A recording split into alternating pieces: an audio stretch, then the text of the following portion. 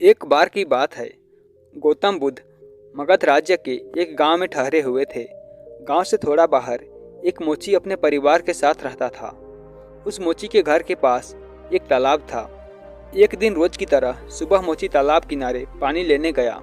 वहां उसने तालाब में एक बहुत ही अद्भुत पुष्प देखा। वह पुष्प देखने में बहुत ही सुंदर था और चमत्कारिक भी प्रतीत हो रहा था। मोची ने तुरंत ही अपनी पत्नी को बुलाया और वह पुष्प उसे दिखाया। मोती की पत्नी आध्यात्मिक और धर्म में आस्था रखने वाली थी। वह पुष्प को देखते ही समझ गई कि कल जरूर यहाँ से गौतम बुद्ध गुजरे होंगे। उन्हीं के प्रताप से यह पुष्प खिला है। पुष्प को चमत्कारिक मानकर मोची ने एक योजना बनाई। उसने अपनी योजना के बारे में पत्नी को बताया कि वह इस पुष्प को राजा को देगा और उनसे खूब सारी स्वर्ण मुद्राएं लेगा। उसकी पत्नी ने भी सोचा कि यह पुष्प उनके किसी काम का नहीं है, इसे राजा को ही दे दो, कम से कम कुछ कमाई तो होगी।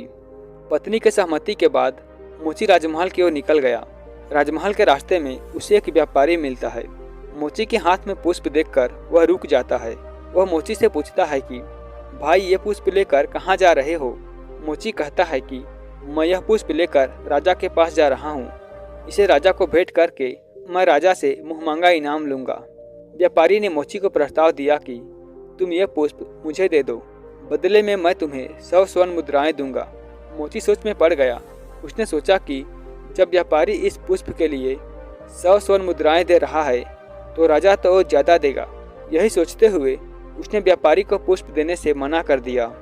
थोड़ा आगे चला ही था कि उसे रास्ते में राजा आते हुए नजर आए, जो गौतम बुद्ध के दर्शन के लिए जा रहे थे। राजा भी मोची के हाथ में वो दिव्य पुष्प देखकर अचंभित हो गए। राजा ने मोची को पुष्प के बदले 1000 स्वर्ण मुद्राएं देने के लिए कहा।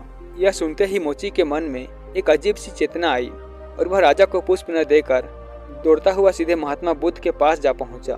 महात्मा बुद्ध जी मोची को देखकर हैरत में पड़ गए। उन्होंने मोची से पूछा तो मोची ने उन्हें सारी बात बताई। इसके बाद मोची ने वह पुष्प महात्मा गौतम बुद्ध के चरणों में अर्पित किया और उनसे कहा कि पहले तो मेरे मन में पुष्प को देखकर लालच आ गया था, लेकिन अब मैं समझ गया हूँ कि जिसकी छाया पड़ने से ही एक पुष्प इतना दिव्य हो गया हो, अगर उसकी शरण में मैं चला जाऊँ तो मेरा जीवन भी धन्य हो जाएगा। इसके बाद वह आजीवन महात्मा गौतम बुद्ध का शिष्य बनकर रहा।